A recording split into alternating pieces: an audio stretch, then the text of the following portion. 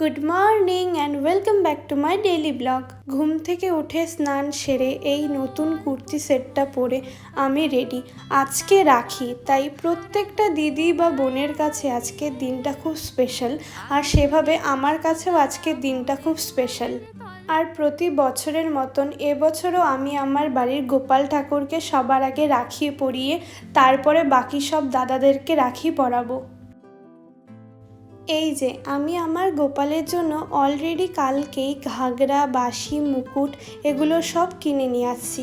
আমি চাই আমার বাড়ির প্রত্যেকটা অনুষ্ঠানে যাতে আমার গোপাল অন্ততপক্ষে নতুন জামা কাপড় পরতে পারে।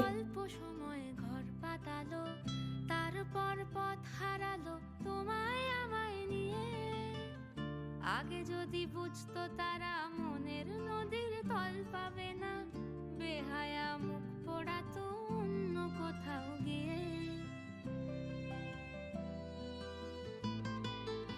এখন আমি গোপালের পুরনো জামা কাপড় খুলে নতুন আজকের দিনে স্পেশাল জামাটা পরিয়ে দিব।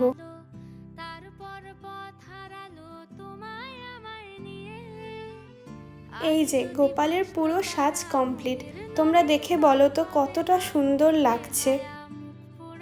এখন আমি ফুল দিয়ে পুরো আসনটা সাজিয়ে দিচ্ছি। ঠাকুরের সামনে ফুল ছাড়া কিন্তু একদমই অসম্পূর্ণ লাগে। ফুল দিয়ে এবার মনে হচ্ছে পুরো সাজটা কমপ্লিট। যেহেতু পুরো রেডি হওয়াটা কমপ্লিট, তাই এবার আমি রাখিটা পরিয়ে দিচ্ছিলাম। গোপালের জন্য একটা গোপাল দেওয়া সুন্দর রাখি আমি পরিয়ে দিলাম। আজকে ভাইফোঁটার জন্য আমি আমার নিজের ইনকামে প্রথমবার ঠাকুরের জন্য এই সোনার উপহারটা আনলাম। এবার প্রসাদ দিয়ে পুজোটা কমপ্লিট করলাম। আমার দাদা ভাইরা চলে আসবে জন্য এদিকের আয়োজনটাও আমি শেষ করে রাখলাম। রান্নাঘরে যেতে যেতে মনে হচ্ছিল রান্নাঘর থেকে খুব সুন্দর গন্ধ বেরোচ্ছে। তারপরে গিয়ে দেখি মার রান্নার খুব তোড়জোড় চলছে, আর আজকে সব দাদাদের পছন্দের রান্না হচ্ছে।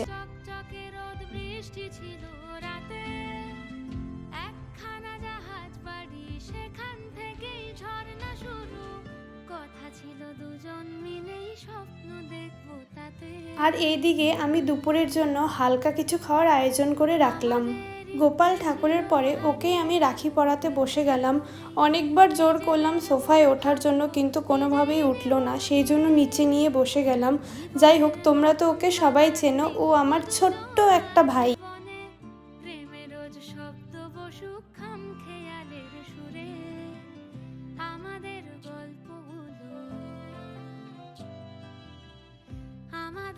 একটু মিষ্টি ওকে খাইয়ে দিচ্ছিলাম, কিন্তু সেভাবে ওকে মিষ্টি দেওয়া হয় না কখনোই, কিন্তু আজকের জন্য সবটাই ছাড়।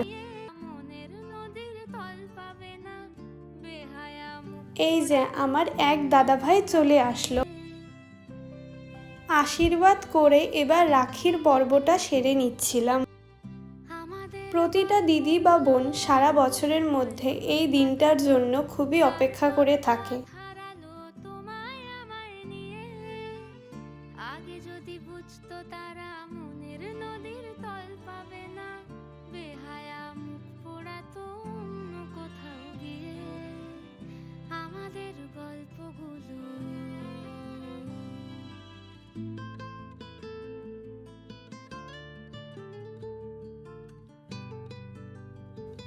আমি মিষ্টি খাওয়ানোর আগেই ও মিষ্টি দেখেই ভয় পাচ্ছে, বারবার বলছে একটাই দিবি, বেশি দিবি না।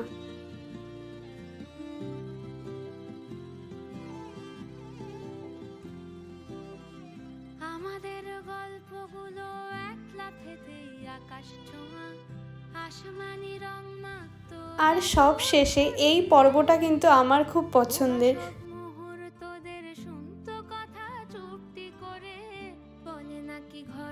আর এই প্রণাম নেওয়াটা কিন্তু প্রত্যেকটা দাদারাই খুব এনজয় করে। পায়ের ওপরে পা তুলে খাচ্ছিল, তাই ভাবলাম তোমাদেরকেও একটু দেখিয়ে দিই, কিন্তু ও আমাকে কোনোভাবেই ভিডিও করতে দিচ্ছিল না। কিন্তু আজকের দিনে এতটুকু তো আমাকে জ্বালাতেই হবে।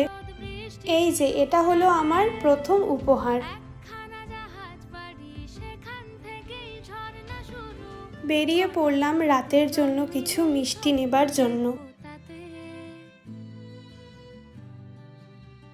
আজকে ওয়েদারটা কতটা সুন্দর, ঘরে যতক্ষণ ছিলাম বুঝতেই পারছিলাম না এতটাই সুন্দর ওয়েদার।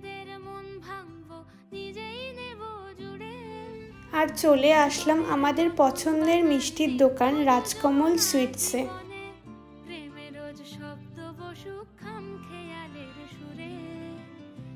রাতের জন্য কিছু মিষ্টি আর দই নিয়ে নিলাম।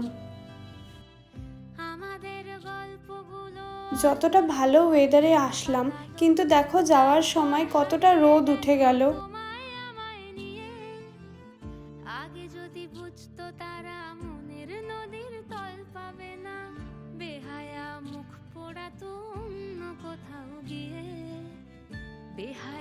এই যে বাড়িতে চলে আসলাম।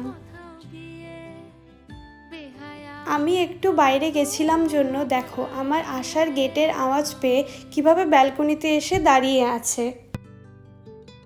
ঘরে ঢুকতেই দেখি এসি চলছে আর বাবু বসে বসে আমার দিকে তাকিয়ে হাসছে আর এসির হাওয়া খেয়ে মজা নিচ্ছে।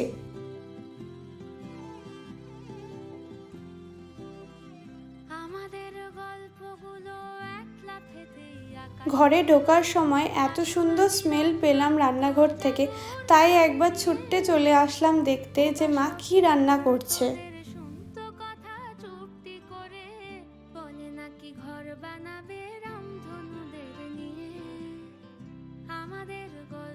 আরেক দাদার জন্য সেমভাবে কিছু খাবার বাড়ছিলাম যাতে আসলেই তাড়াতাড়ি দিতে পারি।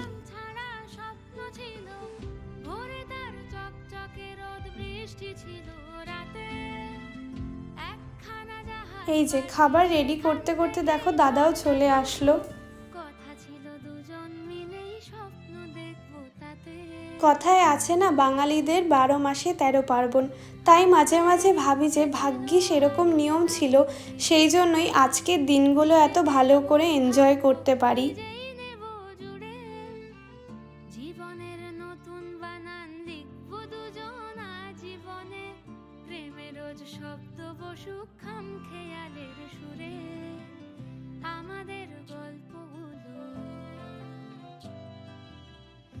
আমাদের গল্পগুলো অল্প সময় ঘর পাতালো, তারপর হারিয়ে গেল তোমায় আমায় নিয়ে। আগে যদি আমাদের গল্পগুলো একলা থেকেই আকাশ ছোঁয়া। দেখো আজকের দিনেও নাকি মিষ্টি খেতে চাইছে না, এটা কি হয়? আজকের দিনে কোনো দাদা বোনের থেকে মিষ্টি না খেতে চায়? এটা কি ঠিক? আমাকেই আগে গিফট দিতে চাচ্ছিল, কিন্তু আমি বললাম যেহেতু আমি ছোট সেই জন্য আমি আগে গিফট দেব।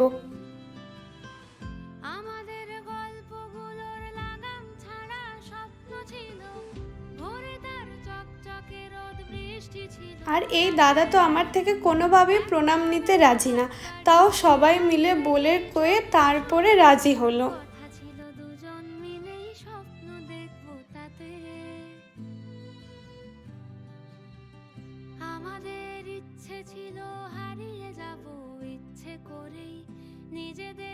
আমার দুই দাদার গিফটই আমার খুব পছন্দ হয়েছে, তাই তাদেরকে থ্যাংক ইউ সো মাচ। রাখির পর্ব শেষ করে এবার আমি দুপুরের লাঞ্চ করতে বসলাম। এখন বাজে 4টারও ওপরে, আর সকাল থেকে আমি কিচ্ছু খাইনি, শুধু জল খেয়েছিলাম, আদারওয়াইজ আর কিচ্ছু খাইনি। সেই জন্য খুব খিদে পেয়েছিল, তাই তাড়াতাড়ি করে খেতে বসলাম।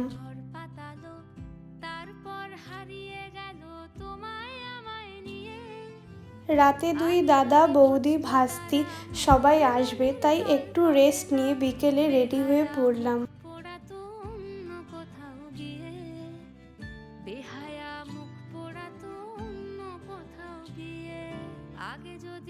রান্নাঘরে এসে দেখি আমার মার এখনো রান্না শেষ হচ্ছে না।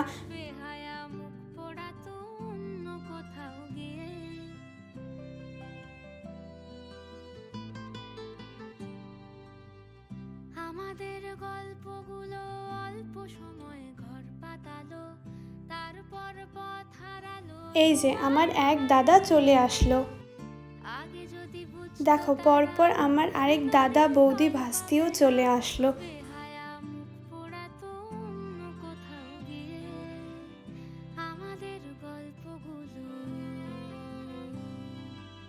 মা আর আমি মিলে সবটা খাবার প্লেটে সাজিয়ে ফেলছিলাম। যেহেতু অনেকটা রাত হয়ে গেছিল, সেই জন্য মা ওদেরকে বলল আগে খাওয়া দাওয়া করে নিতে।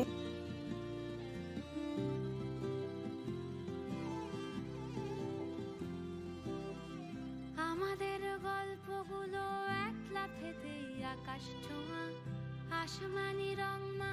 খাওয়া দাওয়া শেষ করে গল্প করতে করতেই সময় কেটে যাচ্ছিল। সত্যি সবাই মিলে একসাথে থাকলে কখন যে সময়টা পাস হয়ে যায় বোঝাই যায় না। ঘর বানাবে রামধনুদের নিয়ে আমাদের গল্পগুলো।